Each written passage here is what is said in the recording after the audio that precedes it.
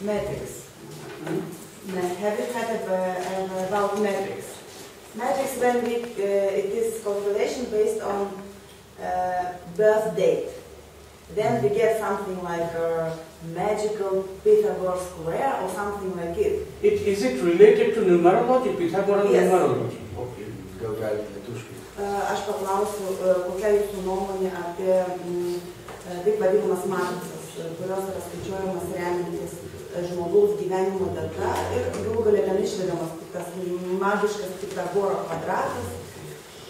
Ir apie, dar nepaklausiu, bet noriu paklausti, yra irgi labai dažnai skaičiuojamas, kilintas žmogaus gyvenimą gyvena žmogus jo. And also about sometimes people like to calculate, and there are a lot of methods to calculate which life he is living here. So just to know your opinion. I am not really an expert on Pythagorean numerology, but aš nesu ekspertas Pythagoro numerologijoje. But we can say that it is quite often practiced in India by specialist numerologists.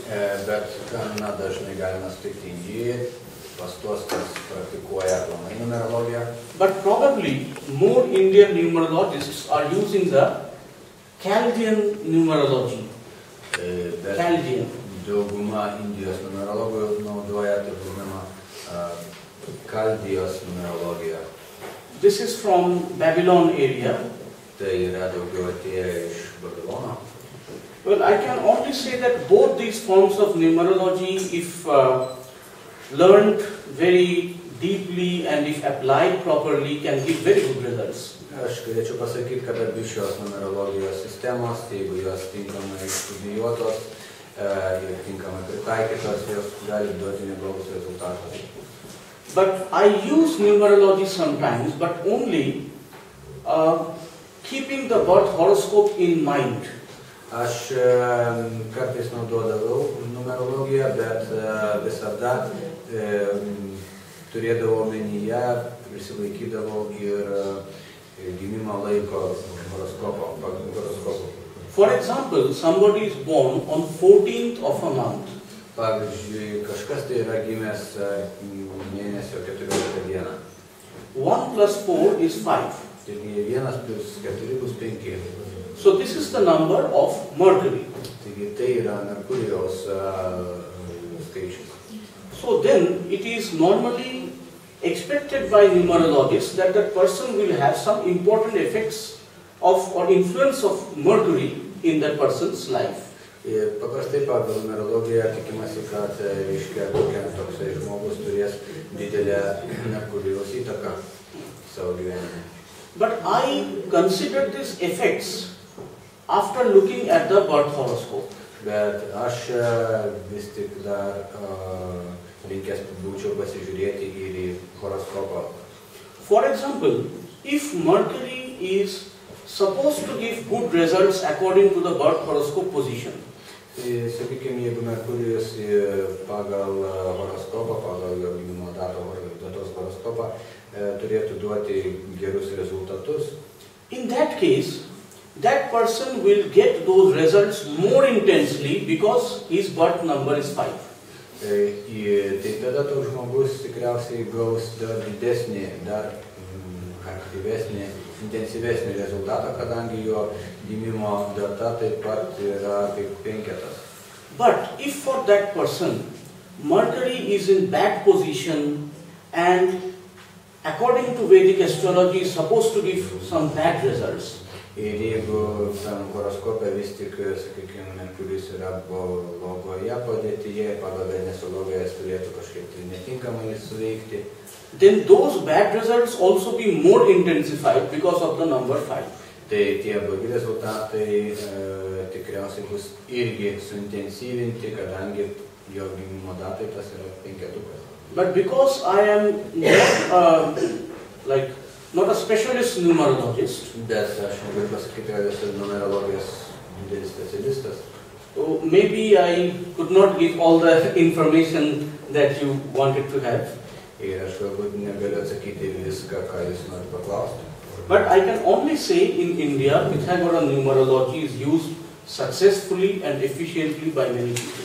Ir galiu pasakyti, kad goro numerologija Indijoje taip pat yra pakankamai sėkmingai naudojama.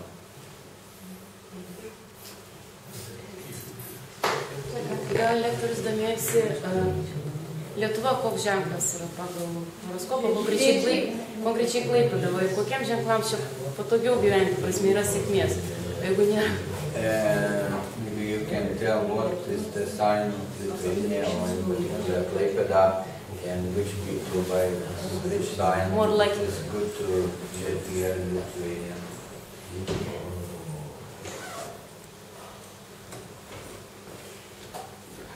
See, a sign of a particular place can be determined by two ways. Matote, tam tikros vietos ženklą galima nustatyti dviem būdais. In some cases, when a country is formed or a new province is formed out of another province, jeigu buvo susiformavusi kažkokia tai šalis atskilus nuo kitos šalies, we know the exact date of the formation and the time when the papers have been signed. Ir mes tada žinom, turėtum tą laiką, kada buvo suformuota ta šalis ir kada buvo pasirašyti dokumentai. But in this case, for example, Lithuania, if we want to find the sign of Lithuania, pavyzdžiui, tuo atveju, jeigu jūs norite sužinoti Lietuvos ženklą, we can either go back to 1918 or we can check 1990. Mes turime sugrįžti į 18 metus arba į 90. So this is one very systematic or very practical way of finding the sign of a place. Tai toksai būtų sistematinis arba praktinis būdas, kaip surasti tą ženklą tos vietovės. Like you make the horoscope for that place and time where the papers have been signed, and you see where is moon, where is sun, those. Tai galima taip paprastai darytum, kada tie popieriai buvo pasirašyti dokumentai ir pagal tai pasakyti, kad tuo metu čia buvo mėnulis, čia saulė. But there is another system of judging this. Bet taip pat yra kita sistema, kaip tai apie tai spręsti. That is based on the weather, the people, the nature of that place, the landscapes of that place, and then determine to which of the 12 signs it is more similar.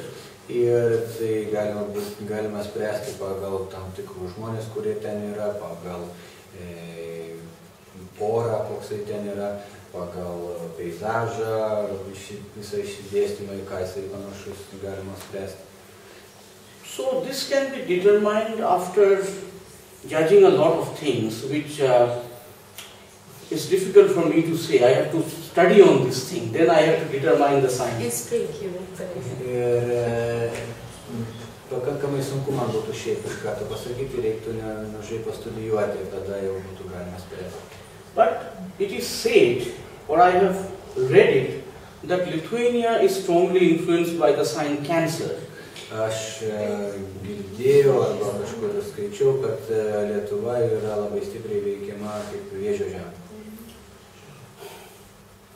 So it should be similar, because according to some astrologers, India is also influenced by the sign Cancer. Jis turėtų tikriausiai panašiai taip ir būti, ir pagal kai kurios astrologus Indija taip pat yra veikiama Vėžio ženklu. And we see a lot of interest in Lithuania about Indian culture, Indian religions. Matome, kad dauguma žmonių irgi domisi lietuvių Indijos kultūrą, religiją.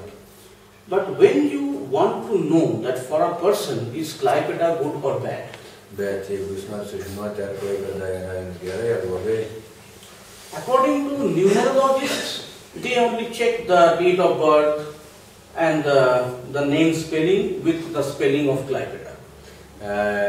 Bet, pavyzdžiui, pagal kai kurios numerologus, jie panaudoja gimimo datos skaičius ir taip pat jie pažiūri į tai, kokios raidės yra pavadinime kažkam ir jūsų vardo raidės. But I prefer to see that what kind of a place this is, so what planets can be most influential in that city. Bet reiktų pažiūrėti, vis tik kokios planetos veikia labiausiai tą vietovę.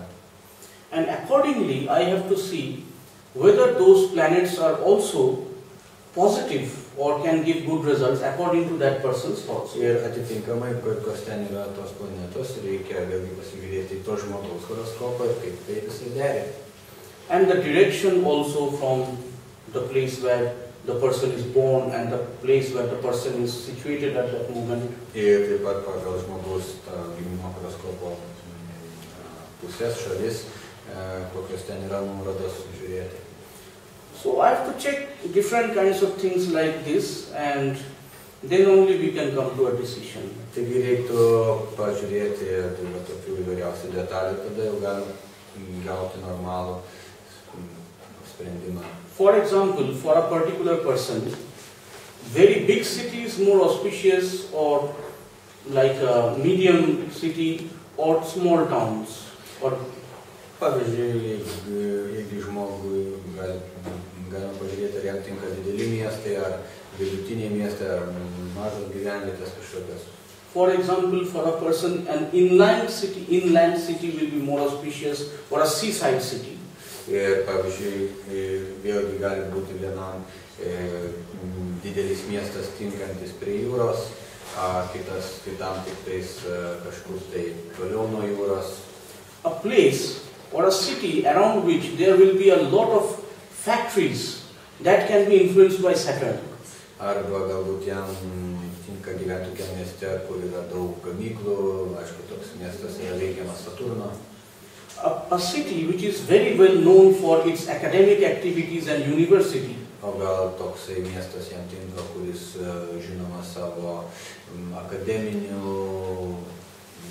akademinę pusę, daug universitetų. Must be having good influence of Jupiter.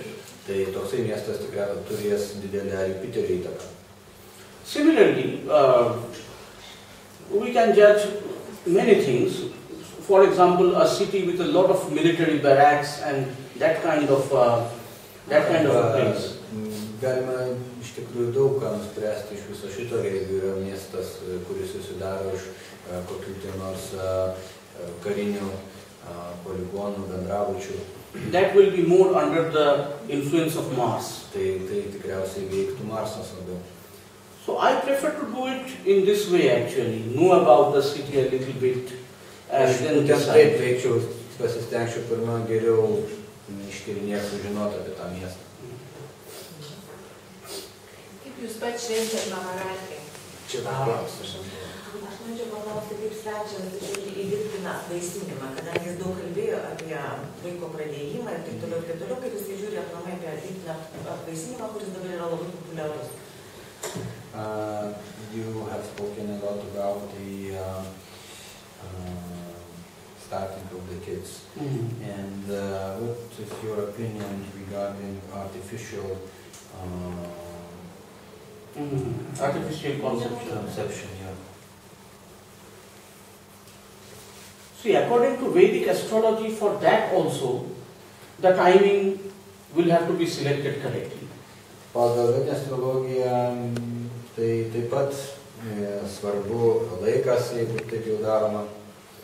So even if there is artificial conception, one would definitely want to have a healthy and good child. Tai suprantama, kad norima susilaukti gero ir sveiko vaiko.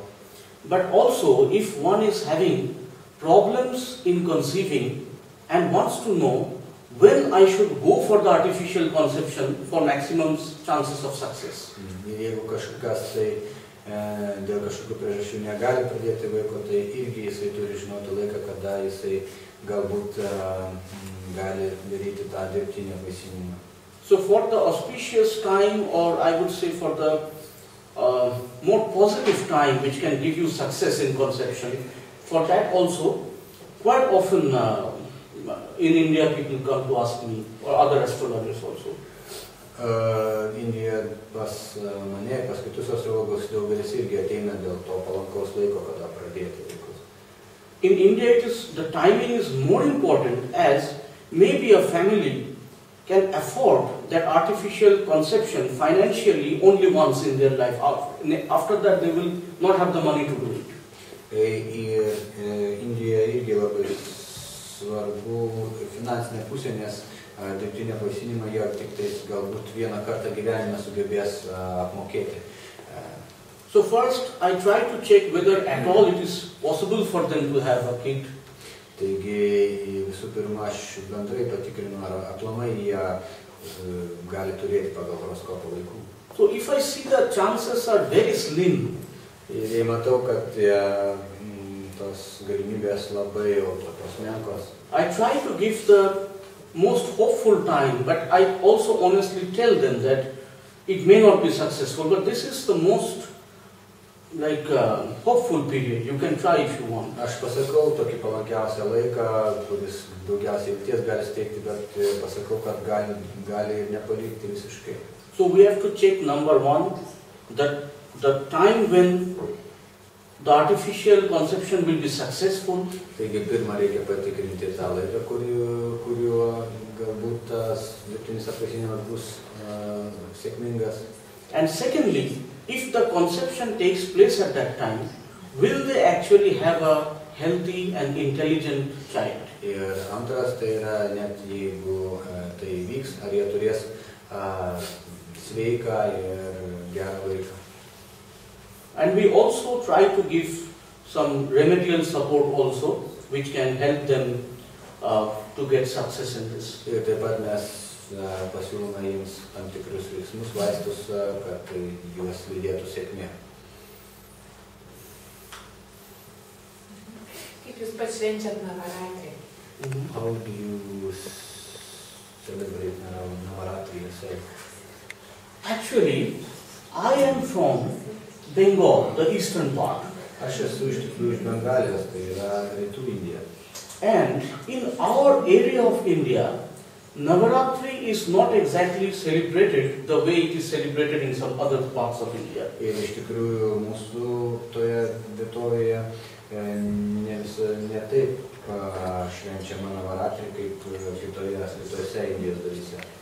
In my part of India, Navaratri is not much celebrated at all by Bengalis. Ir iš tikrųjų toje jau grinai mano vietovėje tai yra ir taip, kad beveik visai nešvenčiama Navaratri. But the 7th, 8th and 9th days are celebrated as Durga Puja.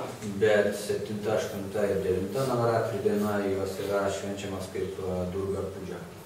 Well, they are not actually worshipping the different forms of Durga. Ir jie ne tai, kad garbina tam tikras Durgos formas, but they are worshipping Durga with the 4 children of Durga.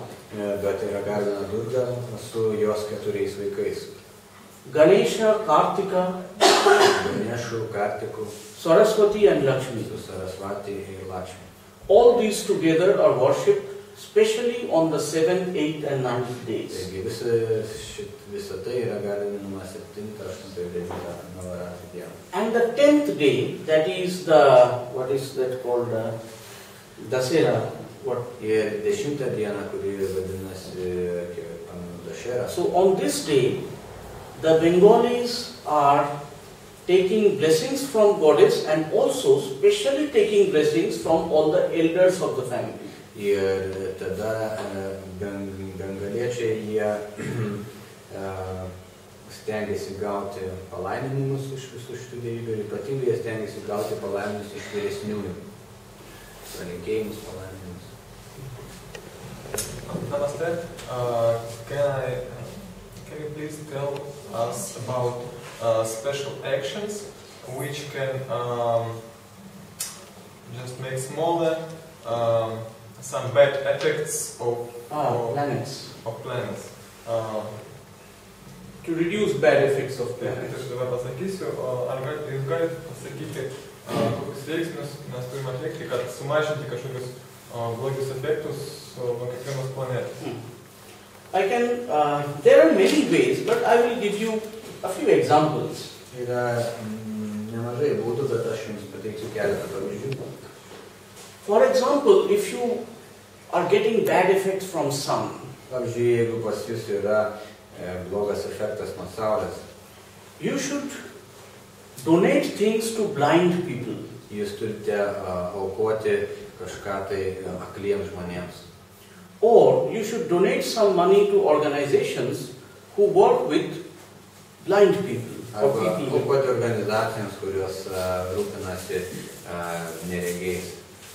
Secondly, you will have to be very good to your father, even if the father is bad to you. Ir antra, jūs turite labai tinkamai gerai elgtis su savo tėvu, net jeigu tėvas galbūt netinkamai elgėsi su jumis. For moon, for moon, you will have to be very good to your mother, and also motherly people like elder sister, mother's sisters. Ir dėl mėnulio, tai jūs turite labai tinkamai elgtis su savo mama arba su mamos seserim, su vyresniu moteriškos atstovas. Also, you should donate to organizations dairy products. Dairy products, I mean milk products. To organizations, poor organizations. Ir tada jūs dar taip pat turite aukoti kažkokiom tai organizacijom būtent pieno produktus. You have to go to cows. If you live in a village, there are cows. You have to look after cows. Ir jeigu jūs, pavyzdžiui, gyvenat kaime, tai jūs turite pasirūpinti ir gražiai su karvėm. You will have to feed fishes. Ir jūs turite pamaitinti žuvis. And for example, for Saturn, it is very important because Saturn often causes big problems. Pavyzdžiui, Saturnui su juo yra labai svarbu, nes jis dažnai pridaro aibių. You should keep a black dog in your house. Black dog. Tada reiškia, kad jūs turite laikyti pas save namuose juodą šunį. And look after it very well, like your family members. Ir turite jį prižiūrėti taip gerai, kaip kad prižiūrėtumėt kažką iš savo šeimos narių. You should donate some money to organizations who work in helping handicapped people. Maybe no name. Okay. Ir jūs turite padėti tom organizacijom, kurios užsiima pagalba invalidams, kurie yra, pavyzdžiui, be tam tikrų kūno dalių. You should donate things made of iron. Donate. Ir turite aukoti daiktus, kurie padaryti iš plieno. Also, if you can, you should feed crows. Taip pat, ką jūs galite padaryti, jūs galite pamaitinti varnas. These are very important in India because crows are flying all the time. There are black dogs on the streets also. Tai labai svarbu Indijai, nes Indijai labai daug juodų varnų skraido ir juodi šunys bėgioja. Like for Mercury, for bad Mercury. Pavyzdžiui, jeigu yra blogas Merkurijus, you can donate to organizations who are trying to educate unfortunate children who don't get education. Jūs galite aukoti organizacijoms, kurios stengiasi duoti išsilavinimą, išugdyti nelaimingus vaikus, kurie kažkokį tai turi nelaimingą likimą. There are many ways actually, lots of ways. Ir yra daugybė būdų. But see, for Jupiter, to make Jupiter strong, pavyzdžiui, Jupiterį, kad Jupiteris pagerėtų. You have to be very kind and respectful towards your teachers. Jūs turite būti labai malonus ir pagarbus savo mokytojams. It can be spiritual teacher, it can be academic teacher also. Tai gali būti ir jūsų dvasinis mokytojas, tai gali būti ir akademiniai mokytojai.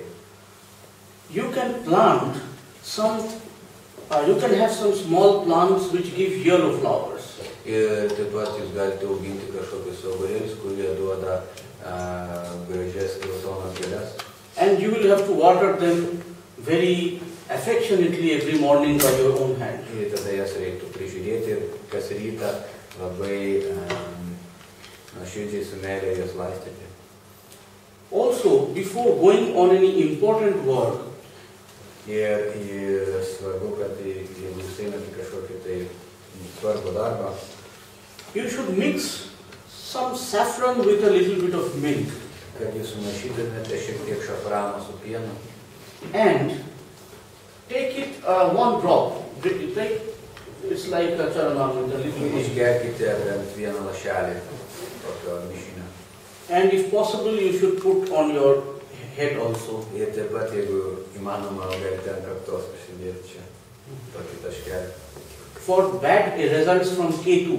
Ir kada Ketu yra blogas, you should keep a dog in the house which has both black and white colors. Nothing else, only black and white colors. Jūs turite laikyti šunį namuose, kuris turi tik tais baltą ir juodą spalvą, tik dvi spalvas.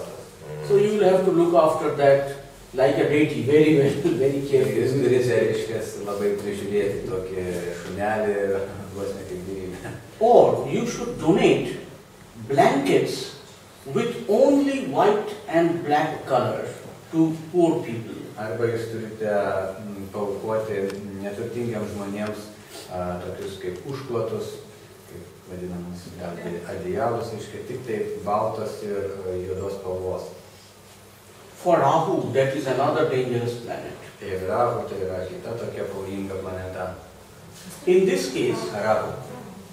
In this case also you should donate iron articles. Tokiu atveju irgi jūs turite aukoti tokius plieninius daiktus.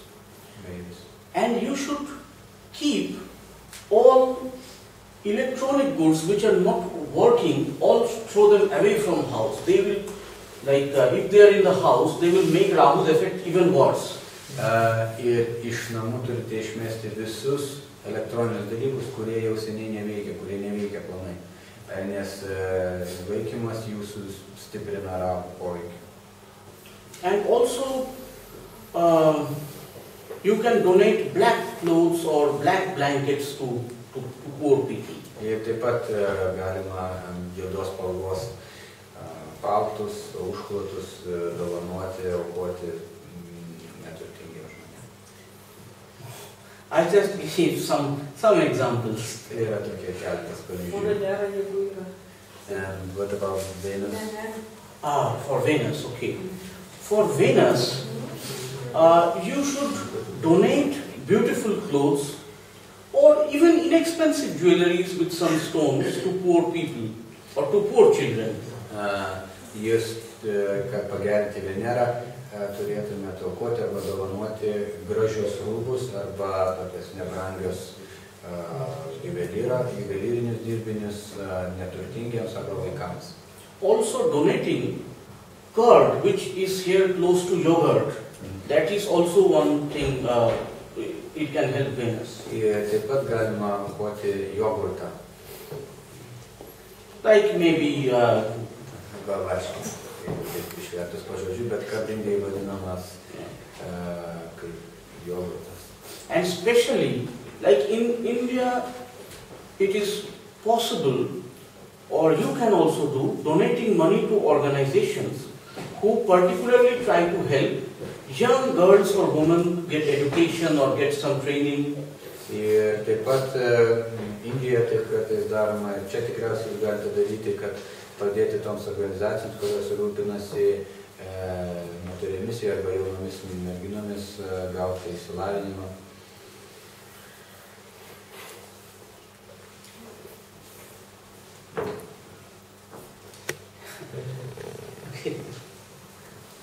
dar norėjau paklausti, kaip sako, kad Indija, reiškia, renka, kaip suderinamumą porą ir, aš supratau, kad tėvai renka nepažįstamus dar kaip neįsimylėjusią ir kaip tos santokos pagal praktiką, ar tai būna tikrai laimingos, ar tai tinka? And I would like to ask, because you told about the arranged marriages and parents, they are selecting the partner, and how it works, is it really when they're not falling in love and they come together, are these marriages are successful? See, firstly, in India there are a lot of people who have been unsuccessful in love relationships. They didn't go till marriage. Unsuccessful love relationships, love affairs, but before they decided to marry, somehow they got separated. Problems and they got separated. Matot, Indijoje yra daugybė tokių žmonių, kurie jau iki vedybų turėjo kažkokius tai santykius ir jie nebuvo sėkmingi. Actually, in India, marriage takes place quite quickly, and only after that, that is considered a family. Only after that, children are born according to Vedic system. Pagal Vedinę sistemą paprastai ir dabar Indijoje tai reiškia vyksta vedybos, jos gana greitai vyksta dabar ir tik po to atsiranda vaikai. So before one is officially married, normally one does not think about having a family, having child. That does not happen there. Ir paprastai iki tol, kol oficialiai nesusituokta, tai niekas negalvoja apie vaikus. So maybe a person can have even 5 or 6 relationships, but before they actually decided to marry, there were problems between them and they got separated.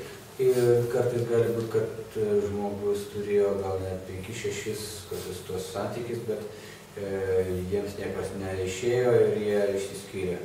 And when that person, man or woman, feels that I am very unlucky in love relationships, Ir tada, kai toksai vyriškis arba moteriškė nusprendžia, kad man nesiseka meilėje, then they think of arranged or planned marriages, tada jie galvoja apie tas surengtas vedybas. where parents or sometimes even uncles or elder brothers or sisters try to find a good match for that person. Ir tada tėvai arba dėdės, tetos arba vyresniai broliai seserys pasistengia surasti partnerį, suderinti. But of course, opinions of the two people will be married. They are also taken. Bet taip pat tų žmonių, kurie tuoksis, nuomonė taip pat yra kaip ją atsižvelgiama. But there are many cases where a man or a woman does not fall in love. Ir yra daug atvejų, kada vyriškis arba moteriškė jie neįsimyli. They are too shy even to speak about this with the opposite sex. Ir jie netgi drovisi kalbėti apie tai su priešinga lytimi. For example, for me, I have never had any love relations before I actually got married at the age of 30. Ir pavyzdžiui, kas liečia mane, tai aš iki vedybų neturėjau jokių santykių iki tol, kol nesusituokiau, kai man buvo 30 metų. So when I reached the age of 30, my mother looked for a wife for me. Ir kai man buvo jau 30, mano mama pradėjo ieškoti man žmonos. I found that woman very auspicious, very good actually, more than auspicious, very good at heart. Ir aš sutikęs savo žmoną, aš mačiau, atradau, kad jinai yra labai nuostabi savo širdyje. Of course, in my case, I could check through the horoscope also. Ir mano atveju taip pat viskas buvo tikrinama su horoskopais. And so my marriage was an arranged marriage with a Christian girl. Taigi mano santuoka buvo surengta su mergina, kuri buvo krikščionė. My wife is Christian. Mano žmona yra krikščionė. We respect each other's religion. Mes gerbiam vienas kito religiją. And we married. We did not actually have any kind of mantras or any kind of spiritual ceremony in our marriage. Ir kai mes tuokėmės, neturėjom kažkokių didelių ceremonijų, mantrų. Because we did not want anybody to change our religion. We wanted to continue with our own religions. Kadangi mes nenorėjom, kad kažkas pakeistų mūsų religiją, mes norėjom kiekvienas tęsti savo religiją. So our marriage took place by signing according to Special Marriage Act of India. Ir mūsų santuoka įvyko pasirašius tam tikrus dokumentus pagal Indijos įstatyminius aktus. This is very, very strange and a very rare thing that an arranged marriage is taking place between people of two religions. Ir tai buvo labai išskirtinis ir ypatingas atvejis, kada surengtos vedybos įvyko tarp dviejų skirtingų religijų atstovų. In my 18 years of astrology practice, ir savo 18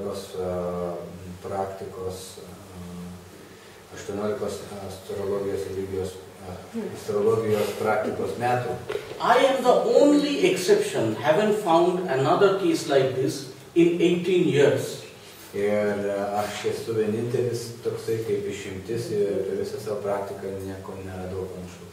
This was possible because of the secular way of thinking of my family and her family. Ir tai buvo įmanoma tik tais todėl, kad tiek jos, tiek mano šeima turėjo daugiau tokį pasaulietinį mąstymą.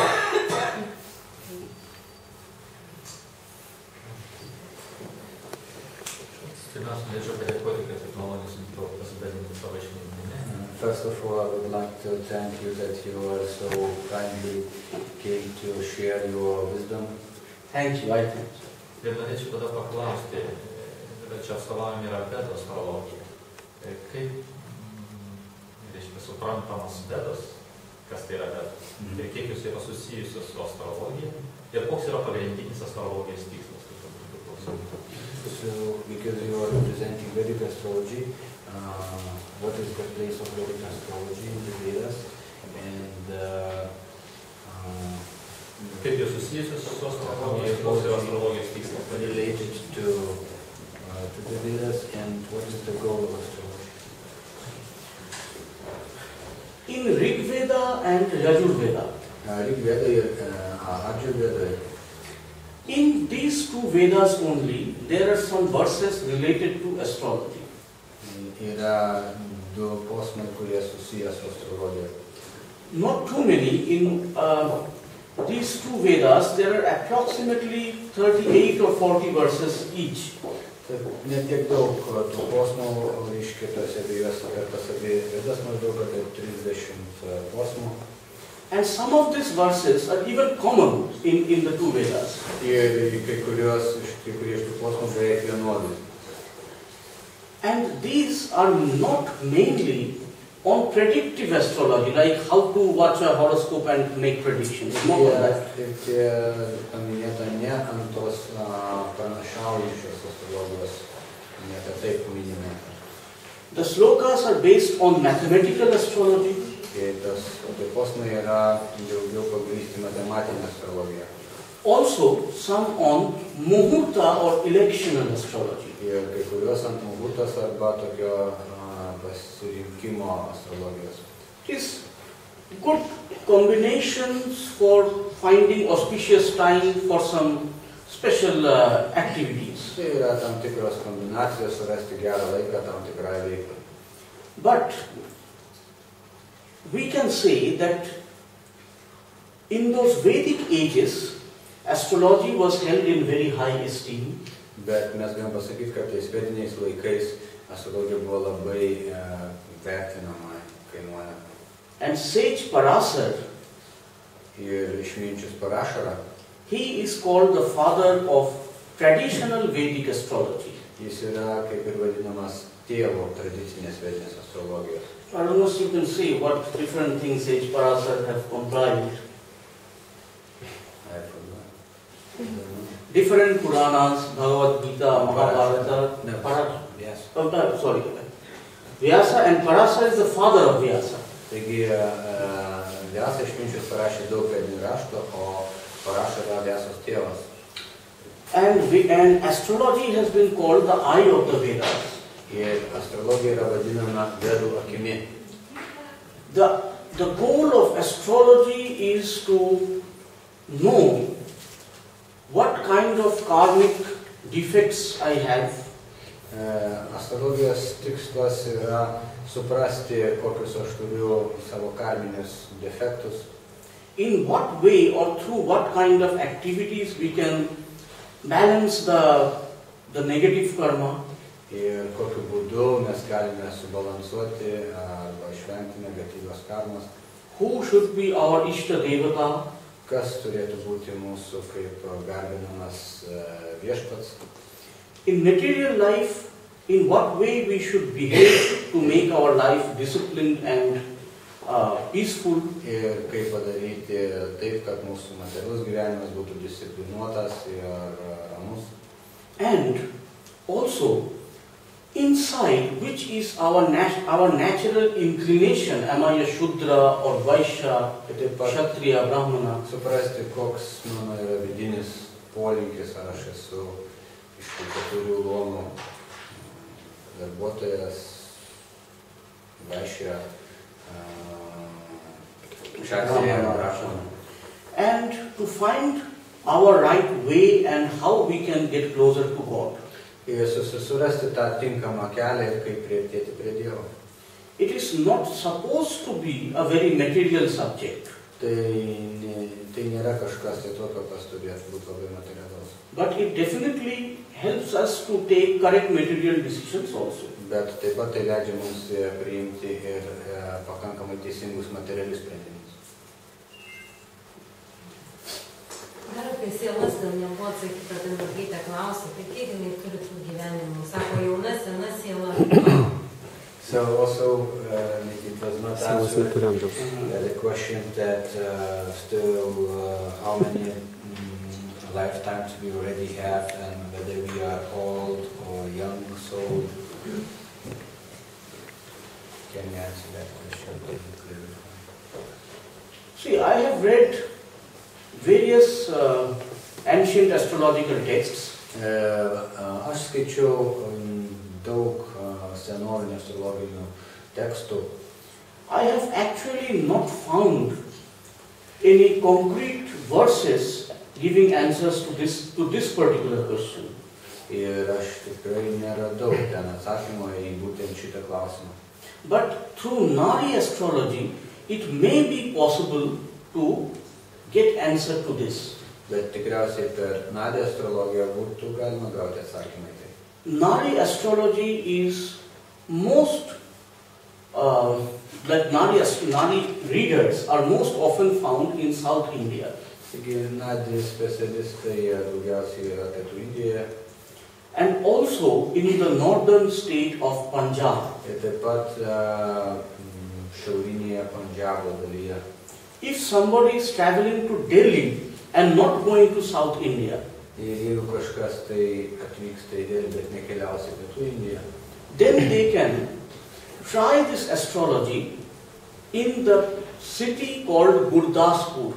Tai jie galėtų pabandyti šitą astrologiją mieste, kuris vadinasi Gurdaspur. From Delhi it will be closer